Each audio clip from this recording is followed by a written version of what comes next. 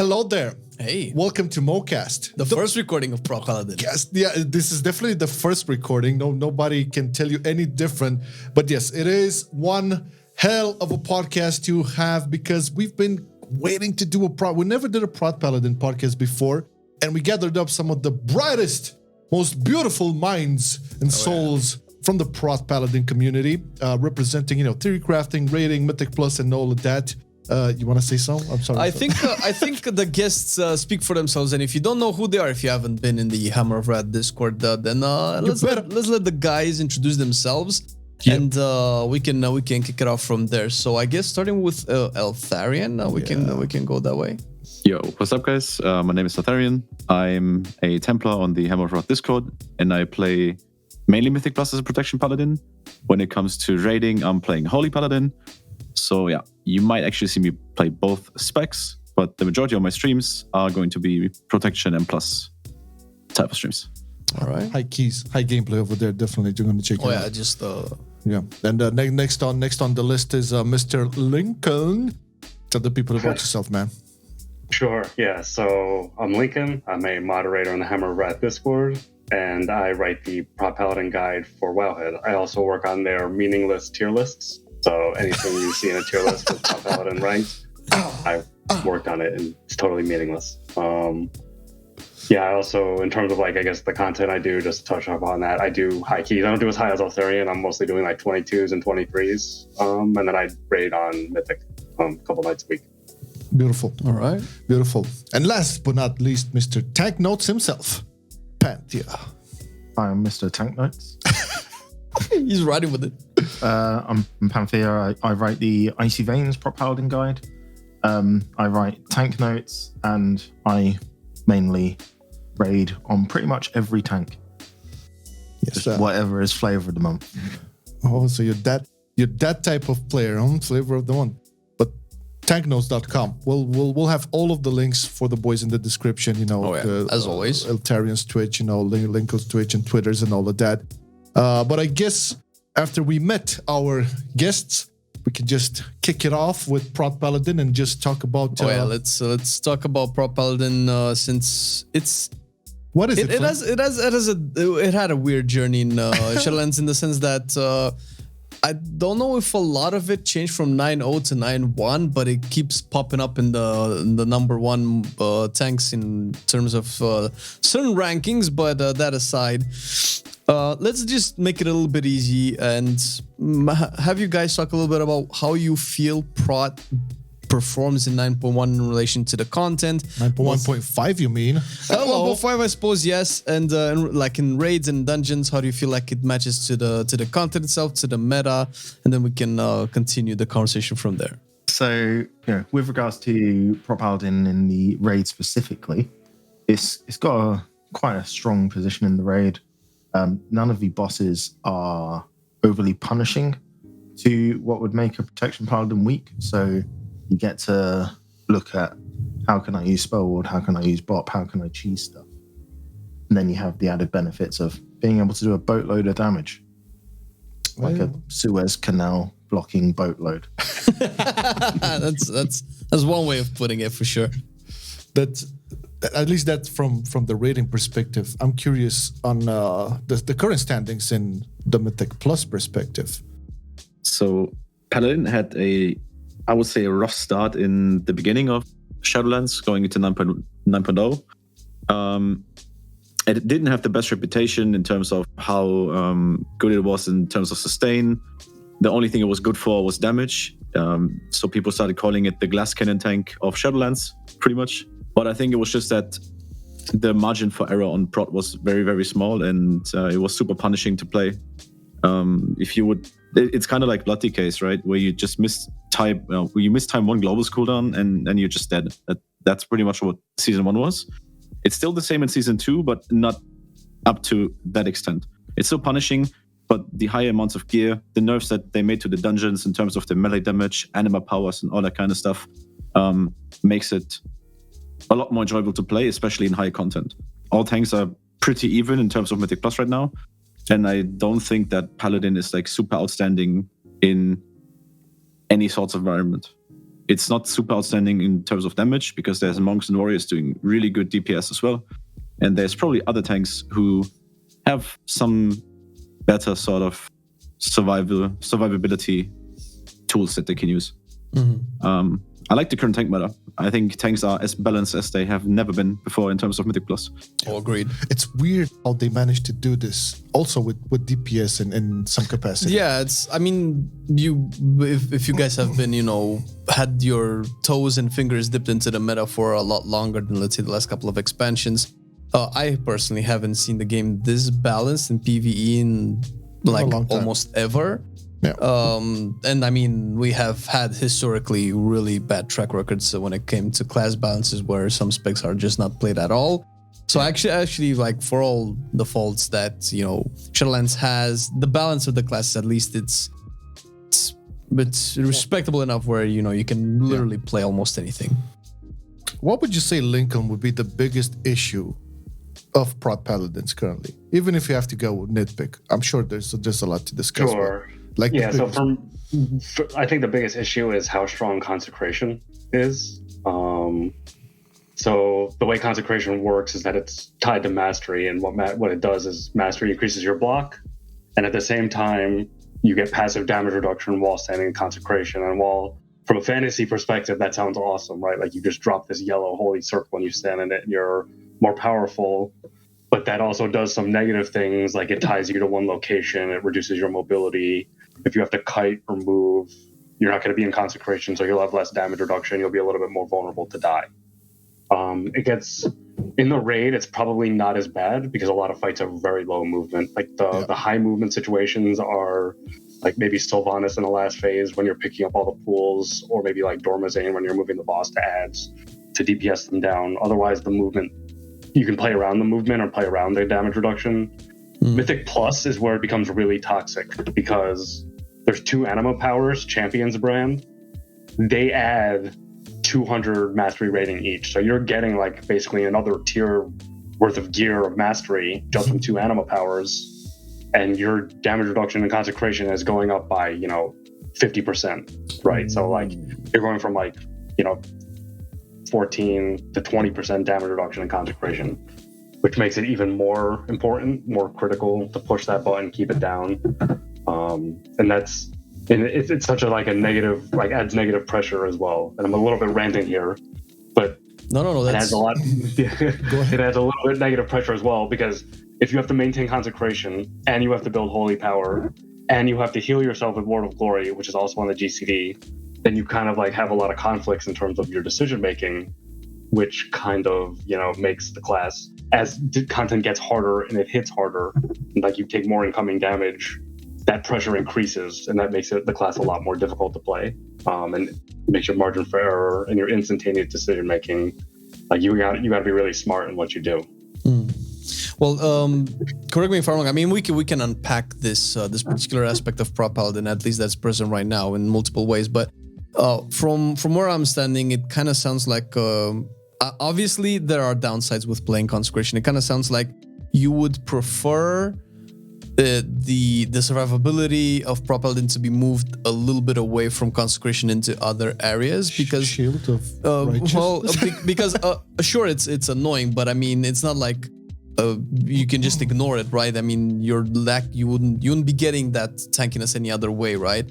So unless I'm missing something. So would you prefer, like in an ideal design space for Prot Paladin, for that to be moved a little bit away? Maybe it's Shield of the Righteousness, maybe like just passive more armor or more HP or things like that. And I guess we can have all 3 of you touch on the subject. What would you think would be maybe an improvement to this? And maybe we can elaborate on Shield of the Righteousness later as well, because for me it's a little bit of a contentious topic. Definitely need to talk about it. Yeah. I don't even think they need to change Consecration. Like, what if they just took Word of Glory off the GCD, right? Like, if they reduce my pressure on my Consecration and my demands, like the amount of other alternatives that I could do, then it's probably just going to be a little bit easier to maintain. That's one potential solution. I think one of the problems with, say, like buffing Shield of the Right, like moving that damage reduction off of Consecration into Shield of the Righteous, is that Shield of Righteous is locked behind Holy Power. So like I need Holy Power to put it up. that kind of makes it a little bit, that like gates mitigation in a different way, right? Yeah. So I feel like that could also be, like if Shield of the Righteous was really, really strong, that could also be really problematic, because then I would need to gain, then that puts the pressure on the holy power generation side. So like it would have to be like take WoG off the global cooldown, or just put it passively on the class, like in terms of like Aegis of Light, which is a new passive they introduced in March of this year, like just gives 10% passive damage reduction.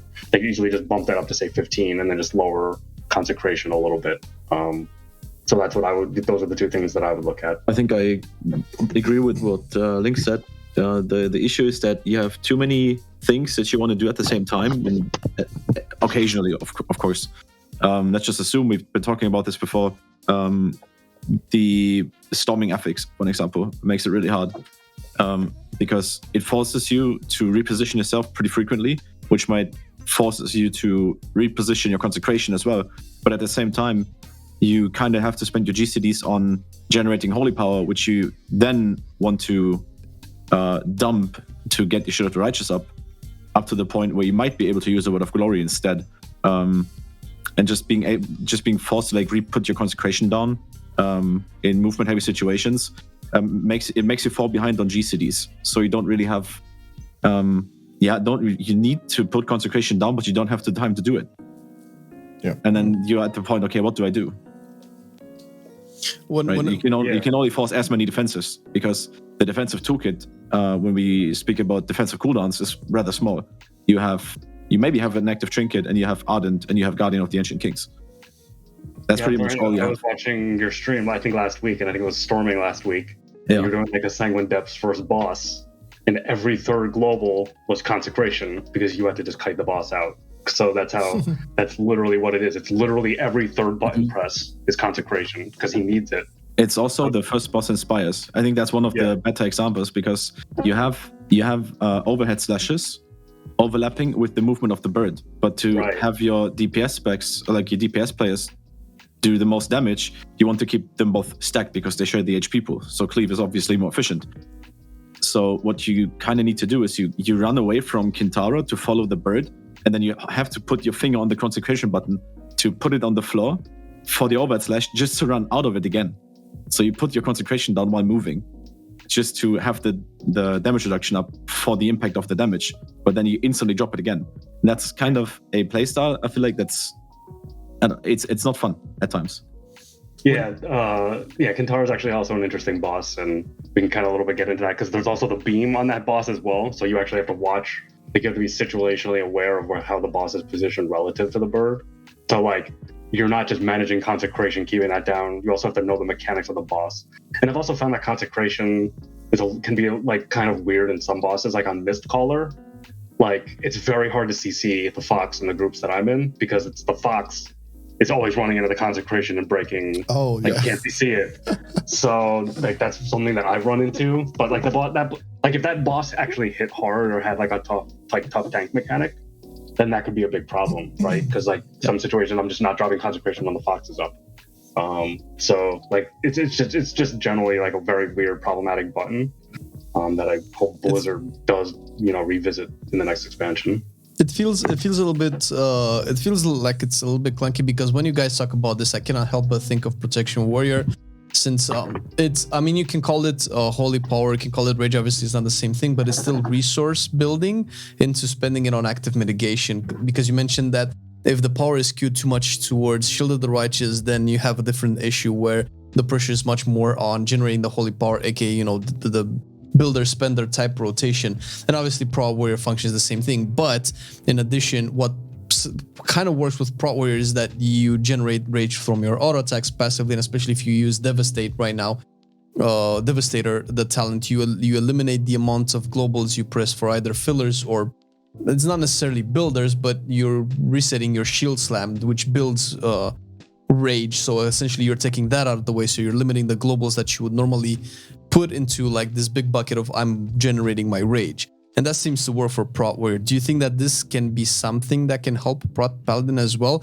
A way to generate resource that doesn't consume globals, which is maybe a little bit harder to implement, since it's not like you have a big pool of resource. You have like 5 like combo points.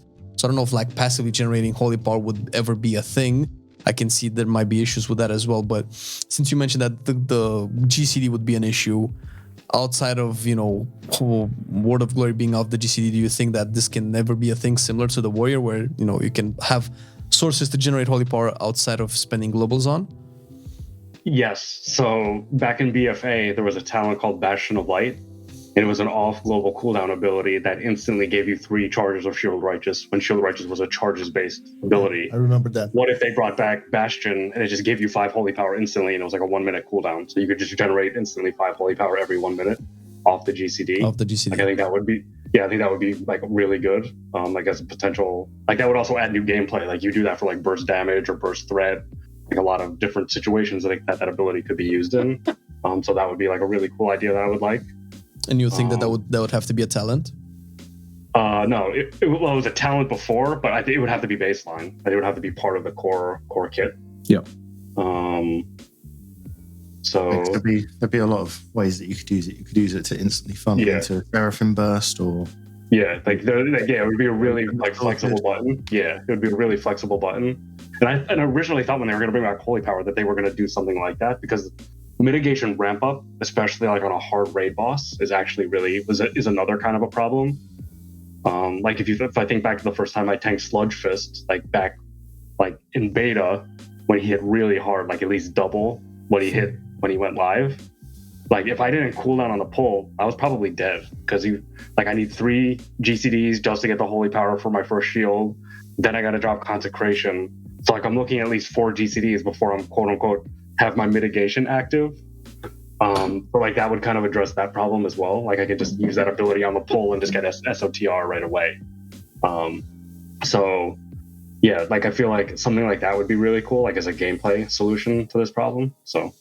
Well, they at least addressed, again, coming back to the Pro Warrior comparison, they at least addressed that with Reprisal, and that seemed incredibly strong. And we're not going to go too much in detail with Pro Warrior, but having a higher uptime on shield block really bumped the power of the spec, and that is the mitigation. And I don't know if they can do something like that for Pro Paladin, but it's not like they haven't done it already, so it wouldn't be like out of the question. But they kind of did with at least for Kyrian Paladins. So Reprisal kind of bumps up your shield block uptime for warriors, right? By intervening, which is off GCD. For Kyrian, they brought the Divine Resonance Legendary, which gives you a total of 3 holy power over the course of 15 seconds after you press Divine Toll. So it literally improves your resource economy in the beginning of each pull. It's not that it's like super necessary, because Divine Toll already gives you 5 to 8 holy power, but they kind of took a similar approach, at least for Kyrians. Panthea doesn't have that. And I think there should be... I agree with Link that there should be something that is like cross-covenant, available cross-covenants for all paladins. Yeah, so basically not covenant locked. Something that maybe we can take into the next expansion. Also, something that I really wanted to open a discussion with you guys. This is coming mostly from a very average player, and potentially the community perception as well, because you guys mentioned that it started a little bit rough in 9.0 and now it's in a better spot. Maybe debunk a couple of, let's say, misconceptions. First of all, there's the misconception that Pro Paladin scales poorly with or that the Shielded Righteous scales poorly with gear, or at least if you put all tanks back to back and give them more gear, Pro Paladin will have, let's say, less gains than the other tanks per eye level. That was something that I was kind of hearing from in 9.0, from community, from players, from everything like that. I don't know if that's true or not, because obviously Pro Paladin is doing a little bit better right now. And sure, the content itself has been nerfed, especially Mythic Plus, which is the only consistent content that we've had since in 9.0 and in 9.1. But it still seems to be doing well in relation to the other tanks as well, and hasn't particularly received any big buffs. So is that concept like just a misconception, or did something change and we were not aware of?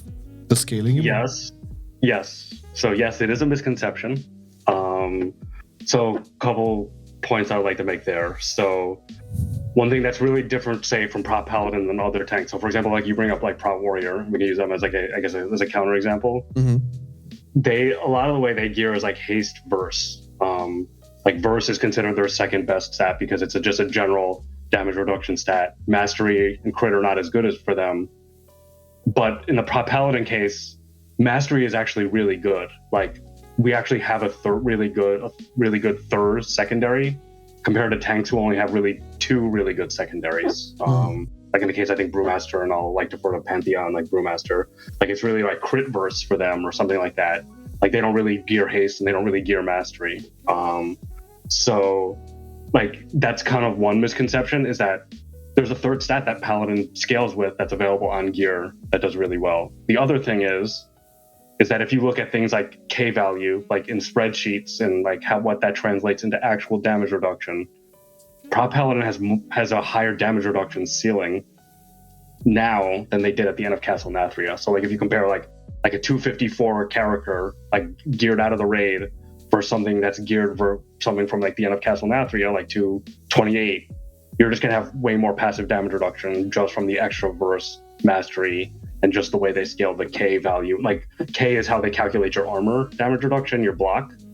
Like just the way they calculate those things this tier, it's a little bit higher.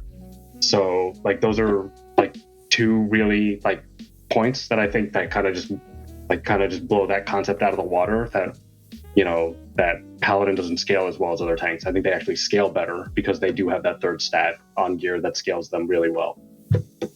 All right.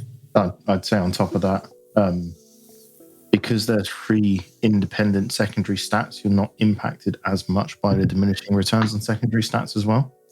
So you have a bit more gear flexibility and chant flexibility to circumvent that somewhat. To get a bit more from your gear.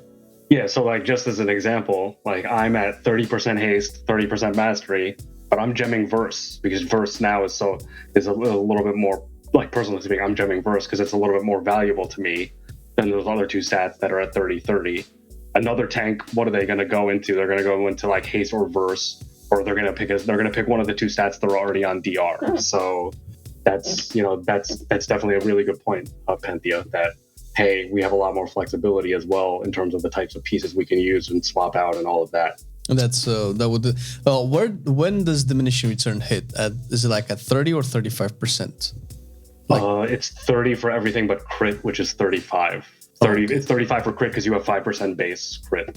Okay. Okay. And just 30% of rating.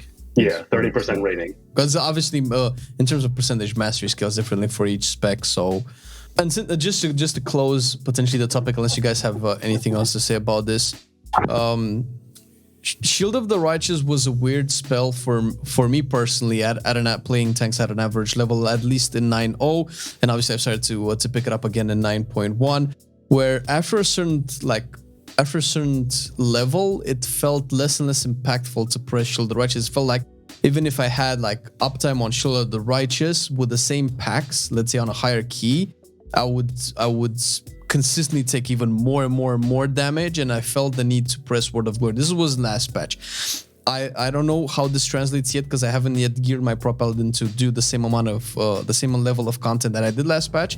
But is Shield of the Righteous, is it a problem in the core of the design of the Prot Paladin right now? Is it not as potent as it should be? Does it become less important, let's say, in higher keys? Eltharien can probably, and Lincoln can probably talk a little bit more about this since you guys are doing plus 20s and higher. Does it become less impactful overall? Because I'm thinking, Pro Warrior will always love shield block and things like that. What do you guys feel about Shield of the Righteous? Or is this, again, a misconception in the community? Probably it became less important due to the added holy power and Word of Glory thing, but maybe the boys will elaborate more. I'd say that it's definitely weaker than it should be from how it converts your strength into armor, but that's balanced by the very high uptime you have on it.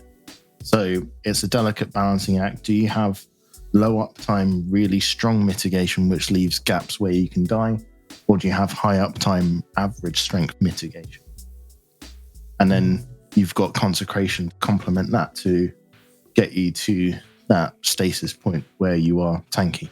It's technically the same as with Guardian Druids, right? They have pretty high iron for uptime, but outside of Incarnation, they don't really maintain a lot of stacks. So they're pretty weak or vulnerable outside of the incarn, I would say. It's just that they have more tools to work with. So they have like double survival instincts and stuff like that, right? Yeah. And that's pretty much the same for paladins. You have a high uptime, and then you need to work around with different tools, which is your Word of Glories. So managing resources is really important, even on the highest of keys, like nailing your rotation in the first place is super important. And then B and C would be Word of Glory usage and timing, and managing First Avenger properly, or not managing them, but knowing when you're able to smooth out damage spikes and when you're not able to. Because you're working a lot around self-healing and self-absorption. That's pretty much what you're doing as of now in high keys. Kind of similar to DK, a little bit at least. Not to full extent, but to some extent it's kind of playing like a DK.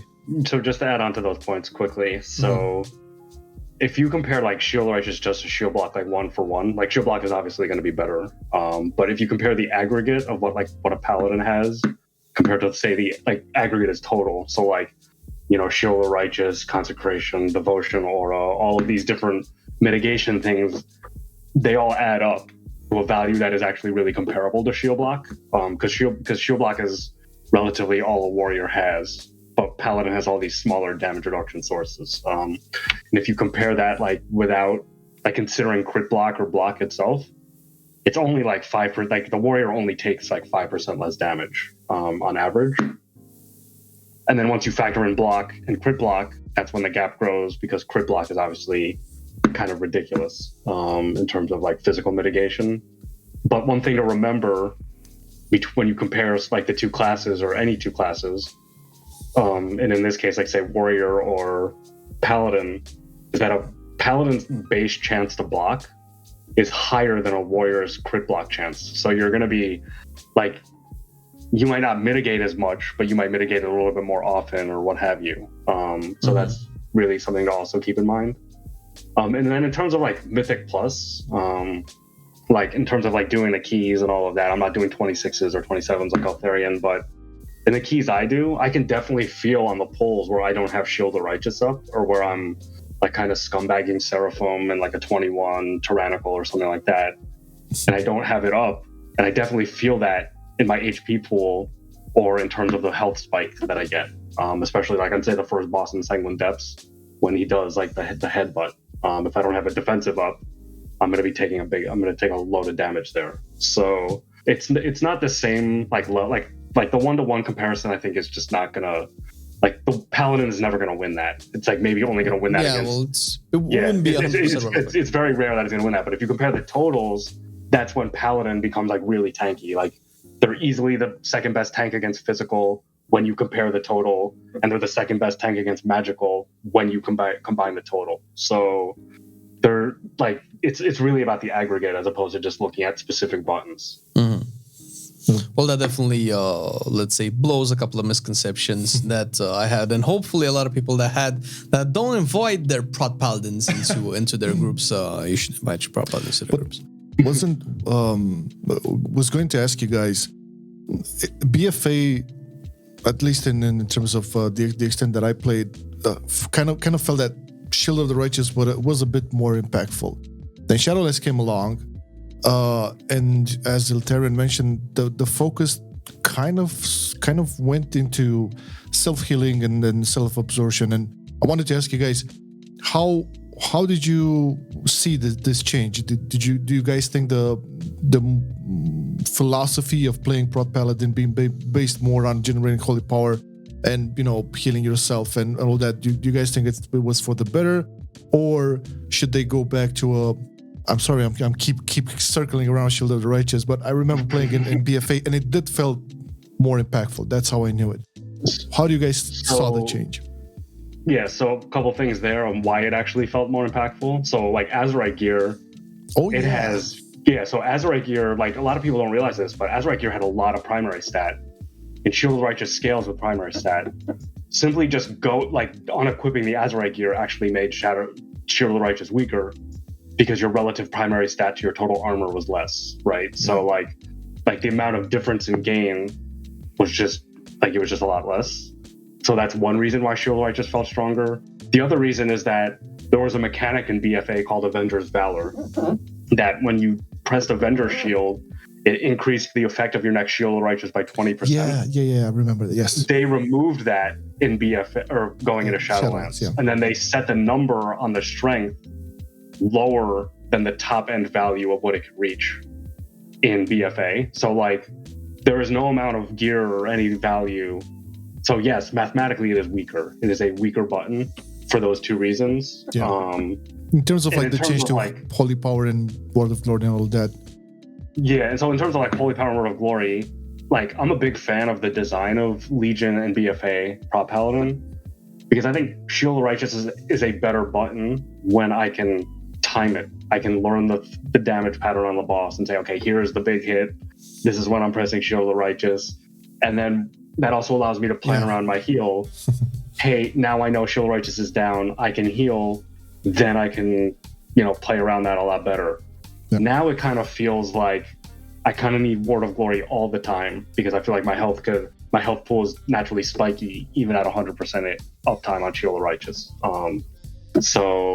I generally prefer because I feel like BFA like had a lot more clear roles for those two buttons, but the rotational weight of BFA was a lot less. Like, Avenger Shield was not as good then as it is right now. Like you didn't have Holy Power, so your skill in pressing your rotation or exiting your rotation was not as important. There's obviously definitely trade-offs, but I was definitely a big fan of BFA, Prot Paladin, Legion Prot Paladin, just because Shield of the Righteous as a strategic button was just felt better to play with. Remember we talked a lot about this, especially when in BFA when I did the Prot Paladin guy and stuff. It was always like thinking about knowing the dungeons, more specifically knowing how to prep your Shield of the Righteous, and it was impactful. And I think Linkle hit it on the nail over there. But I'm curious on what Eltharien and Panthea think about this. Do you guys prefer the, let's say, Legion/BFA version, or do you guys think it's better now? And I cannot not think about the GCD because Eltharien mentioned it. I mean, juggling World of Glories and Consecrations and all of that, and all GCD stuff. I'm curious, where do you guys stand on this? I know Lincoln and I disagree on this point because we've spoken about it quite a few times, but I prefer the Holy Power systems because it puts importance on every single button rather than just a select few buttons.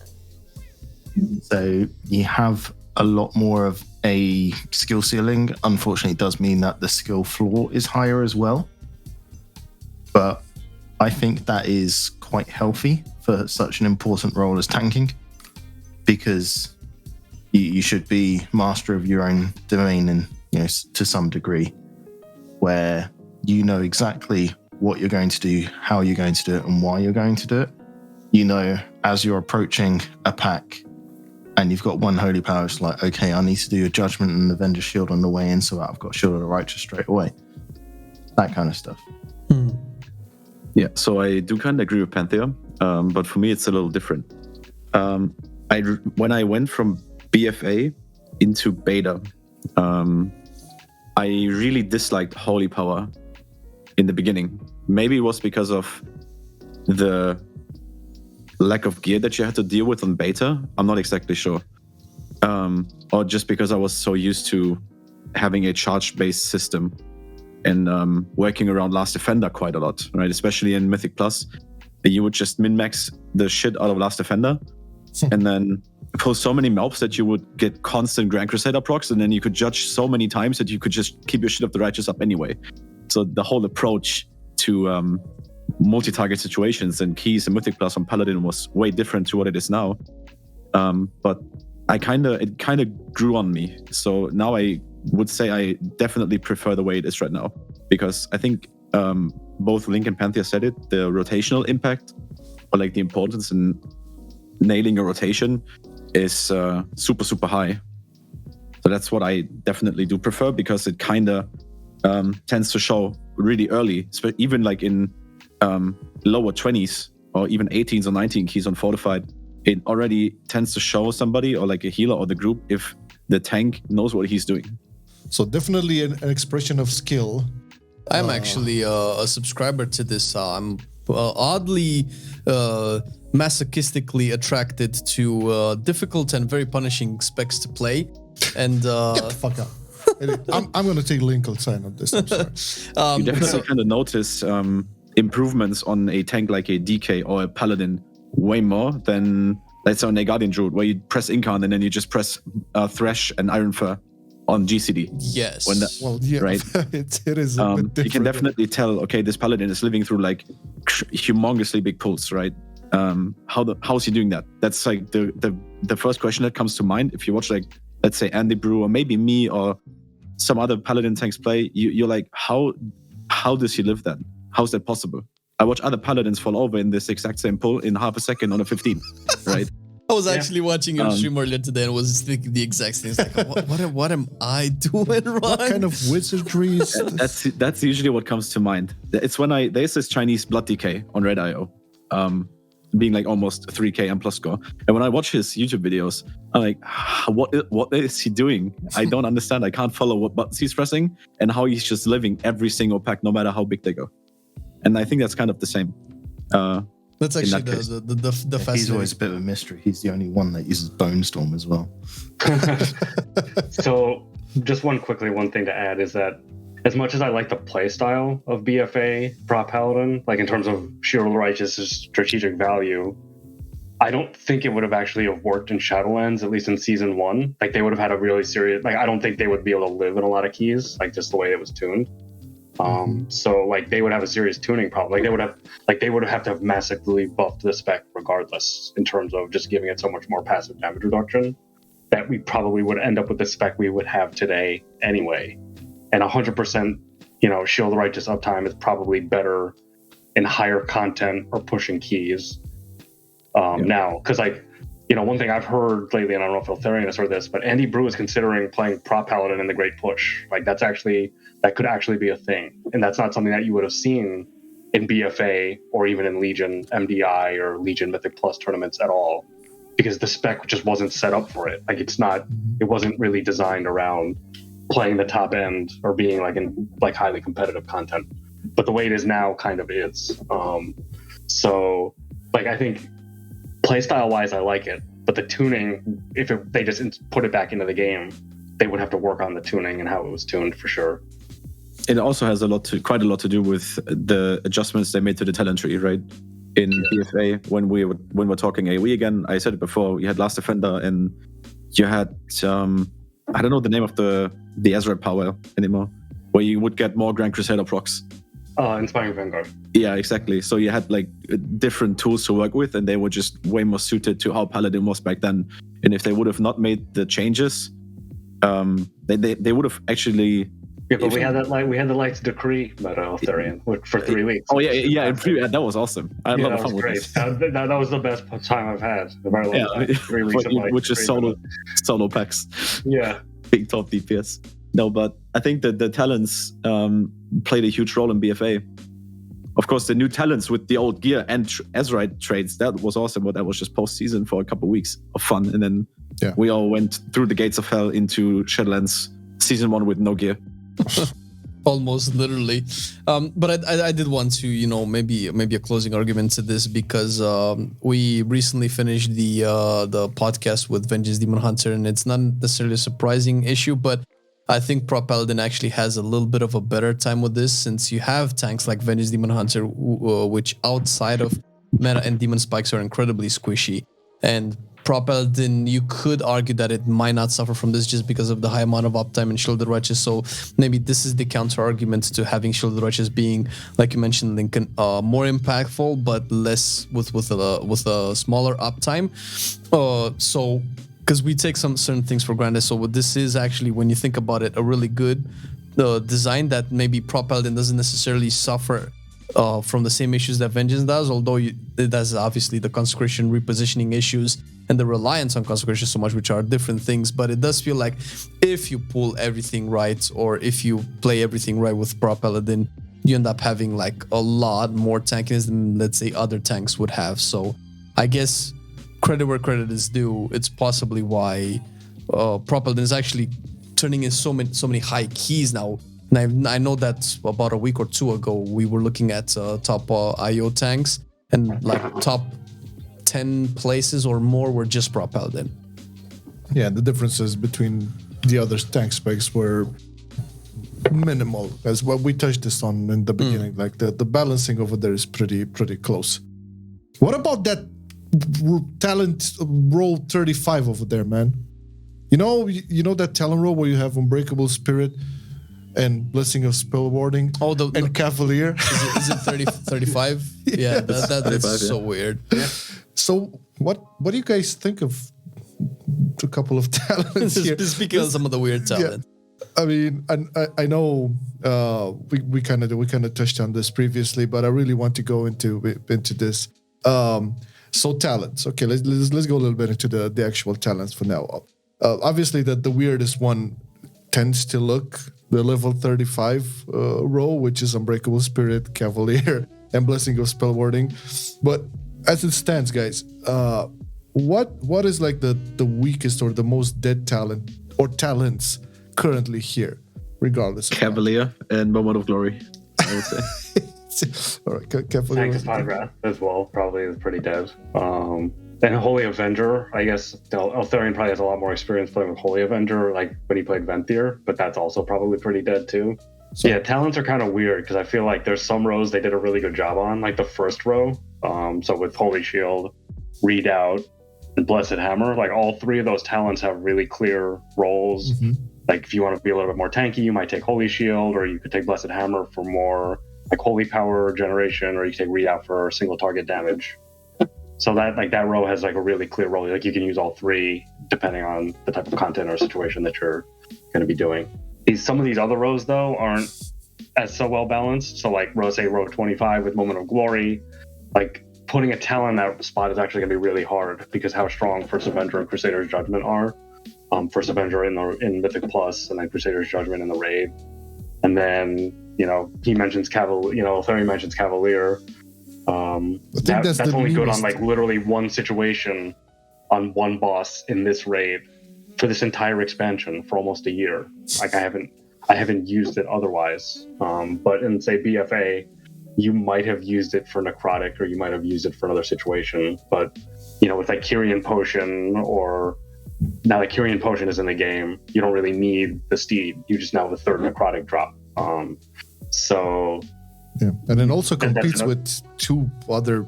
Yeah, so it competes with spell warding, and spell warding is probably it's the one thing in the Prot Paladin toolkit that sets it apart from other paladins.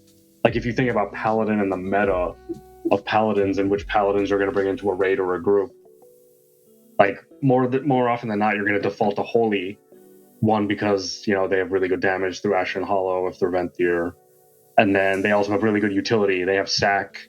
They bring everything that the Prot Paladin brings, including Aura Mastery. So like the group-wide damage reduction. In spell warding to kind of like negate specific mechanics. So like on Kel'Thuzad, you could run like the spell warding cooldown reduction legendary, and you can negate a soak like literally in every Kel'Thuzad up phase. So that's actually a really strong thing because that increases your damage on the boss or increases your damage on ads or what have you.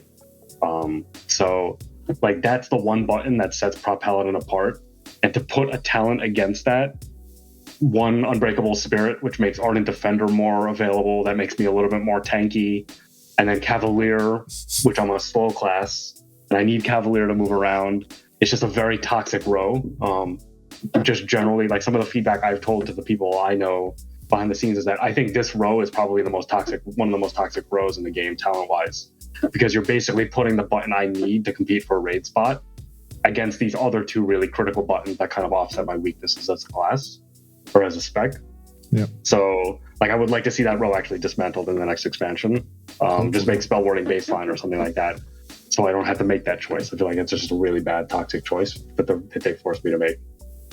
It feels like the main issue with, and not just Prot Paladin, but a lot of other specs as well. It feels like it's a problem with aiming, with making the row specifically aim towards the same issue. Because you mentioned the second row with First Avenger, and then you have Moments of Glory and the Crusader's Judgment. Was it? First Avenger essentially gives you a little bit more smoothness and damage with the Absorption Shield, while Crusader Judgment works towards increasing your holy power generation. And Moment of Glory, I guess it also kind of wants you to get more holy power, but it feels like not all of them are accomplishing the same thing. Again, with a level 35, one of them is more tankiness, one of them is mobility, and one of them is specific mechanic denial, I would imagine.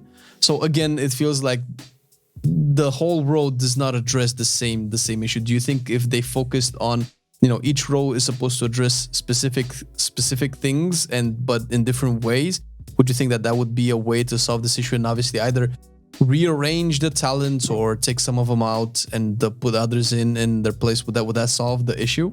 Or just take them out completely because they're just not going to work together ever?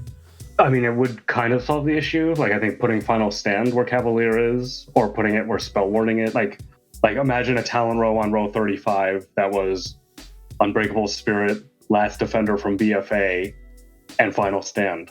Like, which one would you take in a Mythic Plus situation or in a raid? Like, you would actually have to think about that. Like, what kind of boss am I fighting, or pulls, or whatever. Maybe you do want Last Defender for Mythic Plus, but you may also want to pull around your Ardent Defender cooldown, so you may want to go on Unbreakable Spirit. So like a row like that could be kind of cool. And then I would potentially move, say, Spell Warding against Hand of the Protector on, say, row 45. So I'm really just picking between my two utility. I can have really strong off healing, or I can have really strong the mechanic denial that you kind of mentioned. So I think I generally think that when you have talents that kind of do the same thing, that allows a little bit more customization and examination of the situation to kind of pick what you want. And I think that's a little bit generally healthier for, customization of, picking your loadout for that specific situation that you're about to tackle. A little bit off topic, but also aligned to what you said. I mean, it's not a surprise that Paladin is so-called dubbed the wheelchair class, or at least one of the wheelchair classes, and Cavalier obviously solves that issue. And we also have Lights Barding the Conduit right now, which I don't know about you guys, but I love that card. That's the first finesse conduit I put in every Paladin spec that I play, and they feel so good whenever mobility is an issue, that it just points out the weakness of the Paladin's mobility even more. I'm actually curious, what do you guys think about, the Paladin mobility coupled with Cavalier and Lights Barding? Do you think these should either become baseline or should become like a separate talent role? Should we keep these into 10.0, whatever that is? Because I will have a pretty difficult time playing Paladin without Lights Barding, because it just feels so good. It feels like I can rely more on Pony. That's the extra extension of the extra duration. So obviously I've been talking a lot to Eltharien and Panthea jump in here, but quickly, one interesting point about Lights Barding is that in season 1 we ran Pelagos a lot, and if you look at Pelagos's tree, or think about it, Lights Barding isn't in the natural path you would take for the tree. You would generally take the double potency, triple endurance conduit, or quadruple, like 3 or 4 endurance conduits, and you didn't really take Lights Barding. Now that people have switched over more to Mechanikos, there is the finesse conduit that's in the main path that you can take. So more people have been using Lights Barding, and I've actually personally been using more Lights Barding. I personally haven't really had an issue with mobility. In situations where I have had issues with it, in like, say, the raid, where it's like, hey, Lincoln, can you do this mechanic that we need you to do, or do the tank? It's going to be, like, I'm just going to be honest and say there is no chance that I'm getting my character over to that spot to do this mechanic in time to do it. I'm just going to literally tell you, assign the Demon Hunter to do it. So it's like, part of it is just honesty. But yeah, I think Lights Barding is actually one of those talents, one of the conduits that's actually going to be really interesting when they try to remove it, because of the quality of life that some of these things have given players. It's going to be very similar to the way the artifact worked, and people are just used to it. And I don't think they're going to like it. And this is a much larger topic, but yeah, I dread that moment. Yeah. People might actually yell for Cavalier to be baseline at some point. Because of the removal of Lights Barding that we will face at some point. But I do think, at least from a Mythic Plus perspective, Lights Barding isn't always like that big of a deal. because you don't typically have to run that far in a very short amount of time. Where Lightsparting can be good is, let's say, in the other side, when you have to do the RP walk from the inner ring to, let's say, Ardenweald or the Mechagon area, where you cannot mount, right? So you have to walk through this super long tunnel, and then Lightsparting obviously saves you a bit of time. But there's not necessarily a situation, a boss encounter or a pack, where being on your horse for 8 seconds instead of 4 seconds is going to make a huge impact. It's also good in weeks where you just want to jump into the next pack super fast. Let's say on a Spiteful week, and you don't drop combat, so you cannot mount, but everybody else is already at the next pack waiting for you drinking coffee. So Lightsparting just helps you to tighten that gap up a little bit and be faster going into the next pull. But I think it's not super necessary. For example, in Mists, I'm already dropping out Lightsparting for pure Concentration Conduit. It's kind of a niche thing, but it reduces. So what the conduit does is, first boss? Yeah, exactly. So on the first boss, you have that fear that happens occasionally, right? And the longer the fight goes, the more likely it will be that you will have an Shadow Bolt or whatever the cast is called, Spirit Bolt, that you want to interrupt, overlap with the fear, and the fear lasts so long that you will not be able to interrupt it. But the bolt one-shots at a certain key level. So what the conduit does is it makes the concentration aura reduce the duration of fear effects. And that way, your range DPS will be able to get out of the fear and get the interrupt, which would usually not be possible unless you have something like an ice block to break the fear or anything similar. So there is dungeons where I'm already stripping away Lightsparting for alternatives because it's not necessary, even though it feels quite nice. Yeah, in terms of the raid, the only two places that I've noticed that Lightsparting is actually really nice was on Painsmith. Just having that extra mobility to get across the platform for the weapon throws. And then on Sylvanas in Phase 2, I actually have found Lightsparting actually really useful to get around the Haunted Wave mechanic, especially on the bridges. Because like when you're like just on your feet, it's really easy to get hit, especially like when you're behind the group. So like those are the two situations where it's like I feel like I've had to have Lightsparting. But yeah, like Eltharien is generally right. Like if you're not running with a shaman and Mist on the first boss, like there's no reason like you shouldn't be running the concentration aura like conduit for the fear reduction.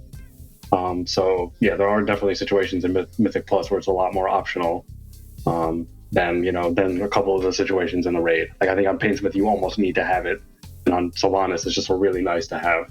It's also in the raid you're usually fighting bosses in larger areas. So being able to just move from one side of the arena to the opposite side faster, it's probably really good. Also thinking of Sylvanas P1, maybe if you're a Holy Paladin or Red Paladin, it applies for all specs, right? They have the same issue. Just being able to dodge in different angles or taking... Even like Veil, getting out of the Veil makes it a lot easier, so... Because you can leave melee really fast, and then wait for the whatever ability it is to happen, and then still being mounted to go back into melee quick. It's probably a good thing. It would make a unique mechanics only to Prot Paladin, and I was gonna to pitch this off and kind of close off on all of my questions regarding mobility, because I felt playing a few other specs and going into Prot Paladin, I felt like first of all Divine Steed would be a much better spell if it was off the GCD. Clearly that can probably be set for pretty much everything.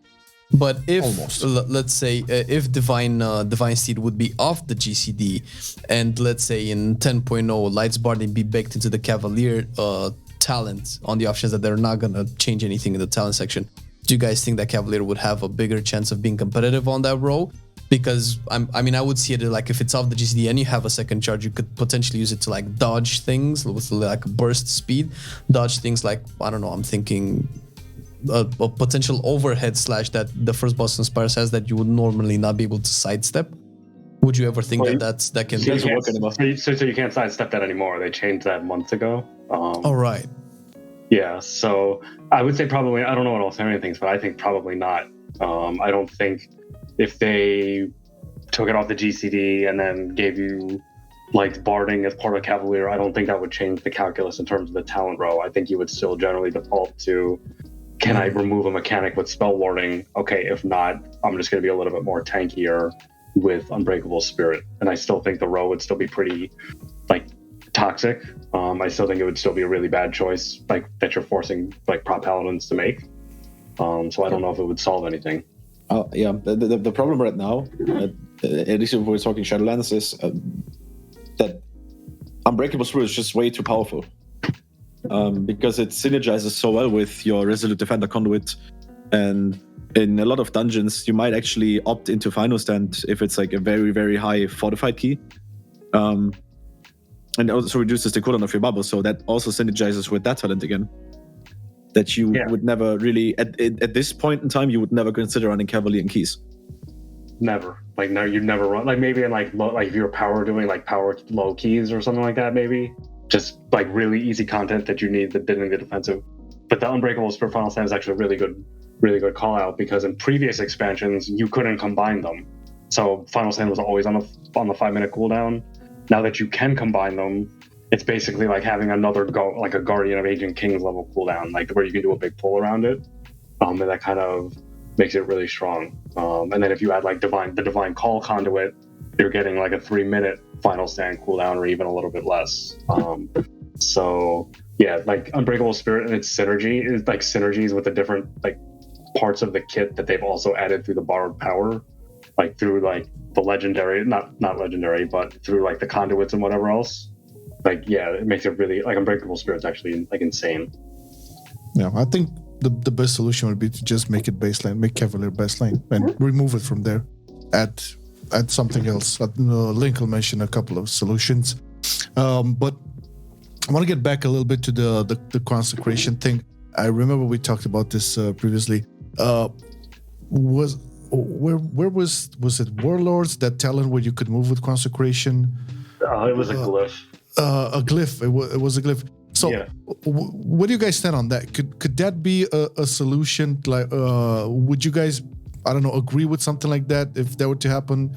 I don't know. Maybe it would be implemented into a tier set. I don't know, something like that. Would you guys like something like that, like to be able to move around with consecration? Yes, and I think short answer. I said this previously. Yeah, I think the fact that during heavy movement, having to press consecration as every second or third GCD is a big issue with how paladins work right now. Because sometimes you just get overwhelmed. As I said, you need to generate holy power. Every GCD that you don't generate holy power is bad, in my opinion at least. And I think most people would agree with that. But the movement, the heavy movement stuff, kind of gives you the problem here, because the moment you fall behind in holy power, you fall into this loophole of, what do I do? I'm falling behind in holy power. I start dying. And what do I do with the little amount of holy power I have? Do I heal myself? Do I use my mitigation? What do you do? So I think maybe having a mobile consecration as an alternative to consecrated ground, that might actually be a good thing, because then you can decide, okay, do I have a class like a Frost Mage that can help me out with slows and utility and snares and whatnot? Or do I need consecration? Do I need my own slow that I can rely on if I have to kite? Because Mythic Plus, as of now, is still kind of kite heavy, even if it's not as heavy as in Season 1. But you're still running around quite a lot in keys, if it's really high key levels. So maybe just also help that talent row be all about helping as well. Judgment of Light to help the whole group. And then consecrated ground of where it moves to help yourself. Yeah, or maybe have something like, okay, you have one talent so I have 2 or 3 talents that actually target consecration. Have consecrated ground as it increased radius, and consecration actually slowing mobs, and then have an alternative talent opposed to Judgment of Light that makes your consecration move around with you, but it doesn't slow anymore. So you can kind of make the decision of, okay, the dungeon isn't really kite heavy, but I do want to have the consecration move around with me, but I don't really have to, like, I don't need slows. Let's say in Theater of Pain, you're barely kiting, but maybe you're moving around quite a lot because mobs are jumping around, they jump behind you and stuff like that. So maybe just having the consecration move around with you in those kind of situations is beneficial. But then if it's a dungeon like DOS where the mobs in the Ardenwheel hit so hard that you have to kite quite a lot, but you don't have an external slow, then having the option to make the Consecration slow instead of moving would be the alternative, if that makes sense. Yeah, totally. So just target like a whole talent roll just for Consecration, maybe. So to play devil's advocate, yeah, I would say moving Consecration is something that I would definitely want as a player. However, if you think back to, say, Warlords, the last time, when they had the moving Consecration and the glyph, Consecration was mostly for damage, right? It wasn't such a critical buff maintenance type ability. The buff maintenance at the time was through the seal system. So like you used like Seal of Insight and you would press that every so often, you would judge or what have you. Good old like seals. That's like, yeah, so like that buff maintenance element has always been part of the spec in some respect for the last few expansions. And the way I look at Consecration is that it's not that Consecration itself, Consecration is a problem because of all of the other things that they've done to the spec as a whole. They've increased rotational importance. They've done all of these different things that have made it more difficult to maintain Consecration. Yeah. Because you have to think about like back to Legion, like that was in a world where the rotation was less important. They had removed the seals out of the game, so like you weren't maintaining those buffs. Like Consecration maintaining has replaced seals, basically. So like I think they could easily solve the Consecration issue by just tackling some of these other things that they like had changed like without like kind of understanding like the bigger picture effect. And I think from a gameplay perspective, like they want Consecration and where you kind of place it seems like to be kind of like an important thing. That's why it doesn't move with you. So I think like from a player perspective, that's what I want. From like a game designer perspective, I don't think they're going to do it. And two, I don't think it would be the best thing for the class. I don't think it would be really good for the gameplay. So that's just my devil advocate's perspective. Fair enough. I think, having both the different perspectives on it for sure helps, especially now when they apparently seem to have opened the gates once again to feedback. Ooh. Maybe some of them are watching this channel. Oh man! But I want to add this once again, since I haven't played Prot Paladin since BFA, and I'm scared as fuck to start with it. And I'm sure there's a lot of new players out there who would actually want to get into Prot Paladin because it's a super cool class, super cool fantasy spec, all of that. But after hearing this talk, maybe the entry level might have been a little bit higher. So, question for you guys is like, what would you advise brand new players thinking of trying Prot Paladin? A couple of beginner tips or something like that. Just ease the way into the Prot Paladin world. What would you guys say to a player like that? Stay in the Consecration. Simple. The conclusion of this podcast. Stay in the Consecration. Nailing your APL or your rotation, whatever you want to call it, is probably, or it has the most impact on how the spec will feel. Because lack in rotation will result in lack in resources. Lack in resources will result into lack of mitigation uptime or self-healing. So it all kind of comes together. And that's the first thing people should look at. Then the second part would be, don't overuse Word of Glory. So a lot of people feel like that's what we talked about earlier. They feel like they have to prioritize Word of Glory over Shield of the Righteous, which is not the case in, let's say, 9 out of 10 scenarios. You always want to keep your Shield of the Righteous rolling and Word of Glory on top of that while maintaining the uptime. And then the third thing is, for me, is don't get lost in secondary stats. A lot of people, they lose their minds over how they should distribute their secondary stats instead of thinking of how they can improve their play. So improve your play and not your secondary stats. It's what we say on Hammer of Wrath quite a lot when people ask for secondaries.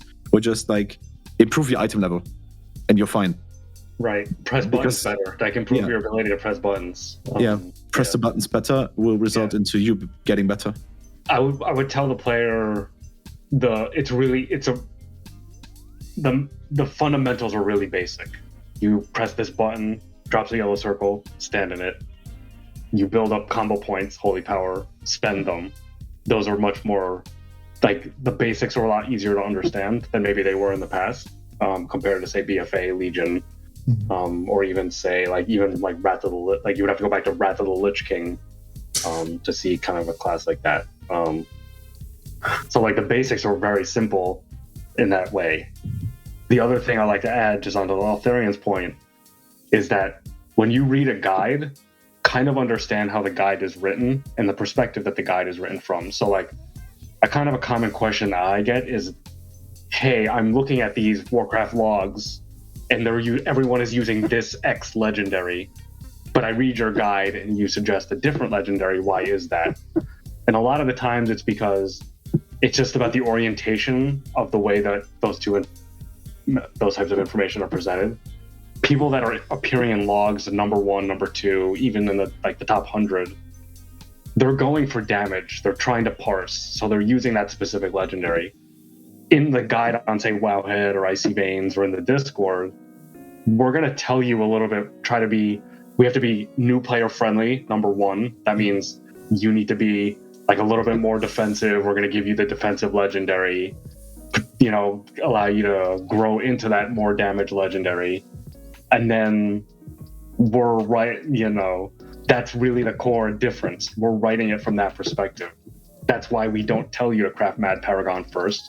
We tell you to craft, say, Magister's Judgment first or Divine Resonance first, because those legendaries are safer for new players, and your value defensively in just living and understanding the spec is just so much higher.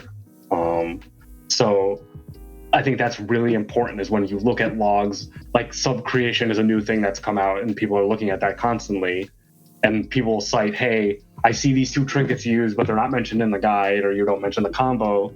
It's because, those players are going for very specific combinations with their group or whatever else, but the guide is written from a totally different perspective.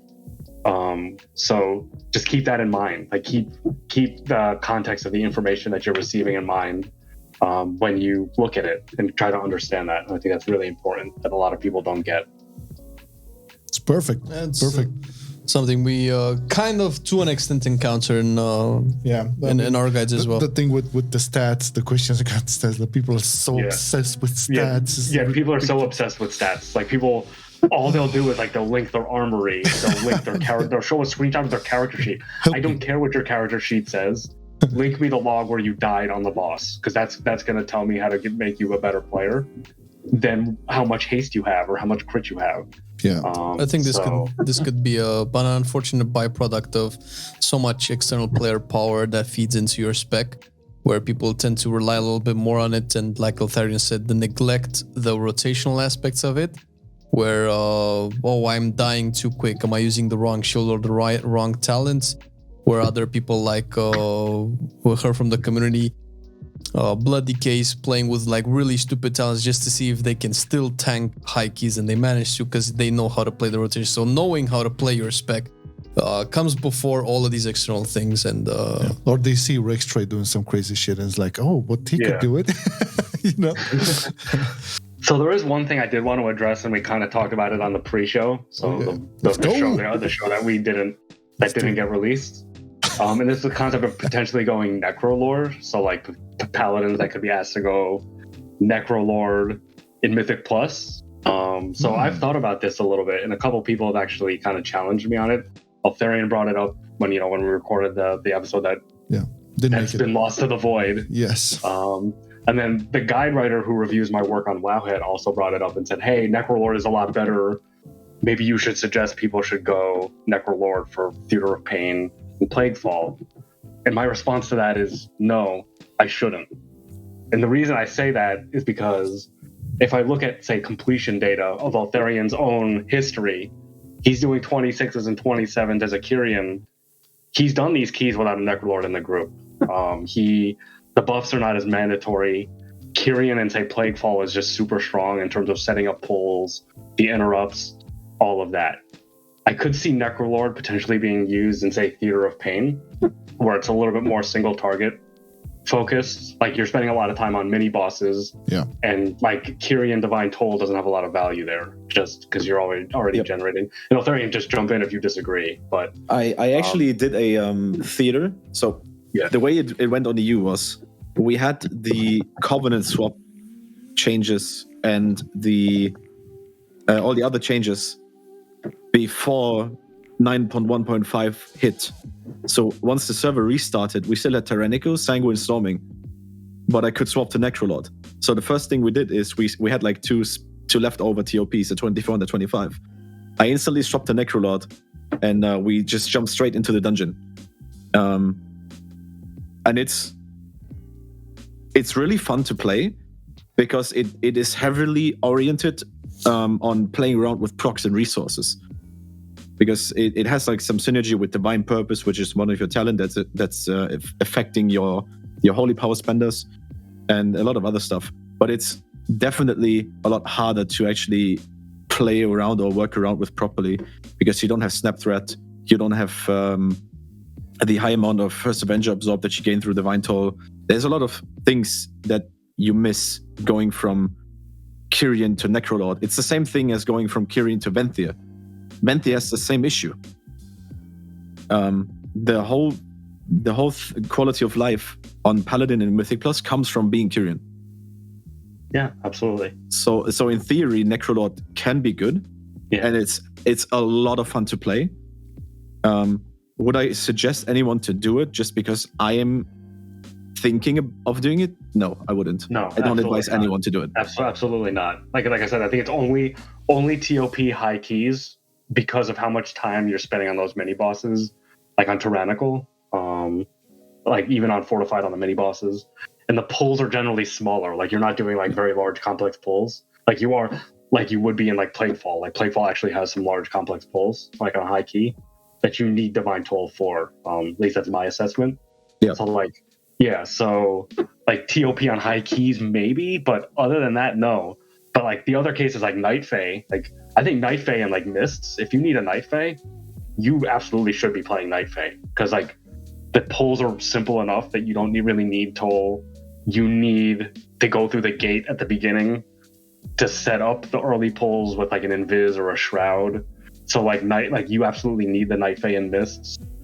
On the other side, would you need to be Night Fae and on like the other side? I would tell you to find a DPS or the healer and put the Night Fae on them because of just the way the mechanic works.